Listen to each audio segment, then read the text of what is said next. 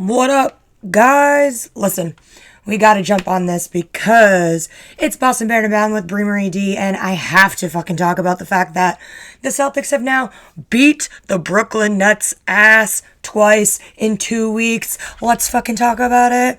Now, listen.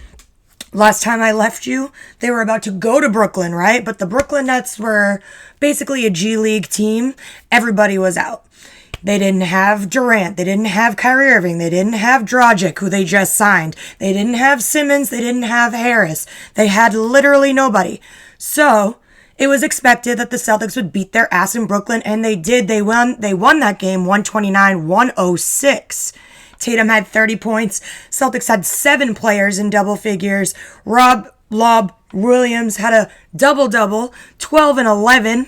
Horford had a double-double, 11 and 13. And at this point, the Celtics are the first team in NBA history to win 4 straight road games by 23 or more points. So just fucking killing the game on the road and at home. Then they're on a little bit of a road trip, if you want to call it. They go to Detroit. They take on the Pistons. And this was basically almost another fucking trap game, okay? Because the Pistons had 14 wins on the season. They are the 14th seeded team in the East, okay? Should be able to win this game, no problem. It was getting touch and go a little bit. The Celtics are 15-1 with Smart in the lineup since he came back on January 23rd. And you see his significance, right? You see his impact, and it's just wild, and he's the heart and soul of the team. And they won that game 113-104. Thank God, because I swear to God, if I see them lose to another team that's dead last in the standings, I'm literally going to jump off the Tobin. But guess what? They did not fall into the trap. However, they then, from that game, they had a traveling back-to-back, and they went to the Indiana Pacers. And unfortunately, the wheels fell off. Maybe they were too tired, I'm not quite sure. Pacers aren't terrible. At this point, they're 20-41. They're the 13th seed. So, okay, yeah, they're terrible. They're one up over the Pistons in the standings. And they did fall into the trap here. But again, like I said, I believe that they just ran out of gas. They were on a mini road trip. It was a traveling back-to-back. And both games were just, trap games, and unfortunately they fell victim to the trap here against the Pacers. But again, Rob keeping up with the double-double. He was 10 and 11. The issue here was Tatum was 2 for 12 from the 3. So when you see that your star player is not having he is having an off game, other people need to, really step up, and he didn't really have that support there. So they dropped the ball there in Indiana, but then they come home and they take on the Hawks, and they win this game 107-98, but they were down by 17 in the first half. So they dug a hole, and luckily they got out of the hole magically before the game was over, which was great. However, this was the game where Brown ended up leaving the game with an ankle sprain in the first half, and he did not return. Trae Young got hurt as well, but he maintained to be able to stay in the game. I made a note about Derek White on this game. I wrote, Derek White, can he be the third scorer on the team consistently? The guy that you look to be that third key scorer. I believe he has that potential. Obviously, we haven't had him for many games. So, there's room for growth. There's room for potential there. I think that he is great consistently. I think he does things that the stat sheet doesn't see. I think that he does things that, other people don't want to do. I think he is an all-around good player that we picked up. And I'm very proud of Dad Brad Stevens for that pickup. Rob Williams with another 13 rebound game, and Tatum had 33, 8, and 7. They had Trae Young with 31 points, but wasn't enough for the Hawks to steal one in TD Garden, so the Celtics did get that win, and Ime was named Coach of the Month. And now I'm going to take a quick pause because I do want to publicly say that maybe I was a little too harsh at first on Ime, and I'm going to give him partial credit for this team's turnaround and how they've really, became the team that they are that we see today. However, I will also note that the other half of why they're being so successful right now and why they are the team that they are right now is because now everyone's healthy. Now they've all played games together. Now they have the team chemistry. So half Ime, half the team getting their heads out of their asses and getting off the injury report every goddamn day. So that's good.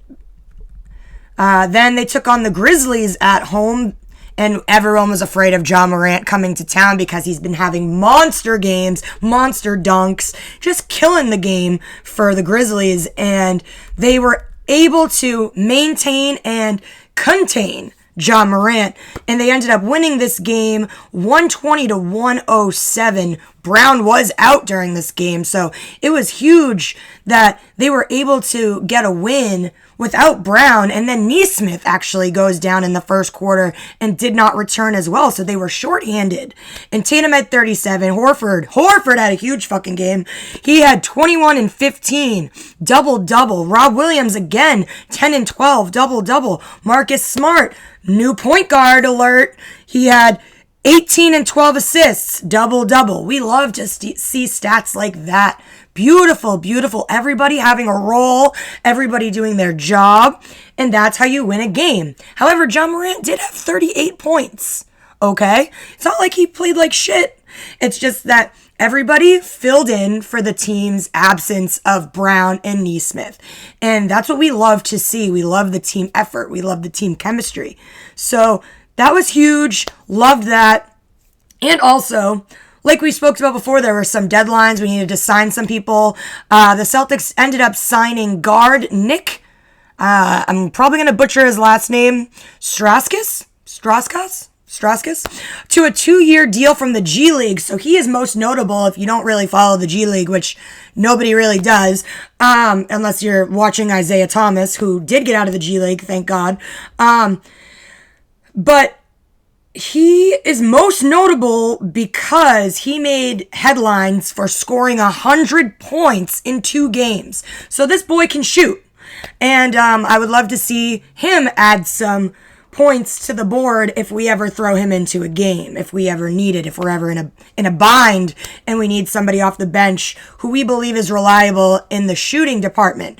He seems as though he fits the bill on that. Again, like I said, he was kind of a no-name guy, but the reason why we were made aware of him was because of those headlines that he got for scoring 100 points in 2 games. So, let's fucking talk about today, bro. I was in the Garden. I pulled the trigger and I said, let me risk it all and buy these Nets Celtics tickets. I don't care. I feel like it's going to be a good game. It was the end of the mask mandate today. Everyone could have their face free without anyone asking them to cover their face, cover their mouths. We didn't have no problems. We walked into the Garden naked faced, and it was Kyrie Irving's first game back without having any mandates or restrictions on him. Kevin Durant was playing. We even flew out Big Baby Davis to sit courtside. Well, not we, but the Twitter folks were demanding that Big Baby Davis come and talk shit to KD and to stick up for the Celtics and the logo and talk shit to Kyrie, and it was all just a big W, a huge success. Celtics win this game 126-120. Yes, it was a nail biter. It was a very close game. I believe the largest discrepancy in points was about 8 to 10 points. No one had any huge runs. Nobody really took control completely of this game, which made it even more entertaining, even more fun to watch. And the best part was Brown got off the injury report. Nesmith still remained out. And the Celtics pretty much had a full strength team. Same thing with the Nets. The only person that the Nets were missing besides Joe Harris, who is out with an injury, I think a season-ending injury, they are without Ben Simmons. So again, haven't seen them play with Ben Simmons. Don't know what that's going to look like. But for the most part, both teams were, I would say, 95% full strength. and it was a joy to watch. That's why I really don't have a voice right now. We were booing Kyrie Irving every time he touched the fucking ball, as rightfully so. And then we were chanting MVP for Tatum, who had a 54-piece wing dinner tonight. He ate. And the Tatum versus Durant matchup was just super entertaining. Super fun to watch. Rob Will had 10, 8, and 5 blocks. Wow. Like, he's just killing the game. Smart had 9 assists. He had this beautiful dime to Rob. It was just beautiful basketball, very smart basketball. It was just so fun to watch. Big Baby Davis was hilarious. He added that entertainment value. He wore a shirt that said respect the logo. It was just a theatrical event that I was so happy to be a part of and witness of. I couldn't get enough of it. It was a ticket well bought. I got my money's worth. It was so great to feel free in the Garden, not having to wear a mask, getting to boo Kyrie because obviously we know how we feel about Kyrie. I know a lot of people are like, oh, let it go. It happened, whatever. No, I will not. We are petty and we hold on to things, and he deserves to be booed because he lied to us and he ran away from a challenge. And so whatever. Now he's in Durant's shadow, just like he was in LeBron's shadow. And he is a Robin. We already know that. He is not a Batman. So whatever. Live on, Robin. Have fun. But yeah, very fucking impressed with the Celtics. It was Marcus Smart's birthday today. They're going to fucking go turn up. They don't have a game till Wednesday. They're going to go to the Charlotte Hornets on Wednesday. I'm actually going to be on the YouTube live channel Celtics Corner, so please subscribe to that. We're going to have a live chat sesh on Tuesday. We're going to chop it up about whatever. You guys can ask us questions. We'll have interactions with the comments and the viewers. I'm definitely obviously going to talk more shit about Kyrie Irving, talk about how much I love Rob Williams. That was the best jersey that I ever purchased as well. Me and him were twinning. We were matching today. I knew the vibes were going to be great. It was just such a good experience, such a good game. I hate the mornings. I am not a morning person. Also, I know the Celtics don't like matinee games either, but we really both gave our 100% today, me as a fan and them as the players. We both did our job today and we came out with a win. And now the Celtics are on a 3-game win streak and they are above 500, 10 games or more above 500. I never thought we'd see the day, my friends. I never thought we'd see the day. So to quickly recap, Smart is the heart and soul of the team. Tatum is a fucking god. Rob Williams is my favorite. And I apologize to Ime. You don't suck like I thought you sucked. You finally figured it out.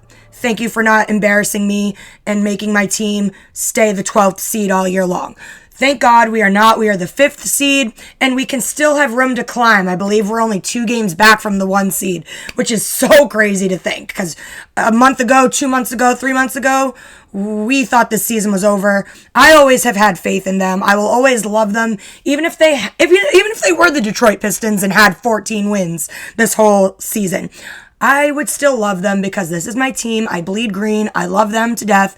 I will always support them in bad and good times. I will always have faith in them. And it's Banner Bound 18 all day. And this has been Boston Banner Bound with Brie Marie D. Tune in next time. Please tune in on Tuesday. Check my Instagram stories. I will have the link that you subscribe to. You can join the live feed, and then I will post it when it is not live so you can watch it if you can't watch us live on Tuesday at 7:30 on the YouTube channel Celtics Corner. Please give them a follow. Those dudes are the best, and I really enjoy being a co-host on their show. So I will talk to you soon. Celtics get a well-deserved W, well-deserved couple days off. They're going to go party it up. I can't wait to see all of the Instagram stories that Jalen and all of them are going to post about them living it up and enjoying themselves because they deserve it. This has been Brie. I already said this. I don't even know what to say. I'm just so excited. I'm on this high of them having such a great game today. I'm about to go take a nap. I'm about to crash. It's like a sugar high, adrenaline rush, and I'm about to go take a nap. But have the good rest of your Sunday, and I will talk to you guys soon. Tune in on Tuesday, though. That's when you'll catch me next. Bye.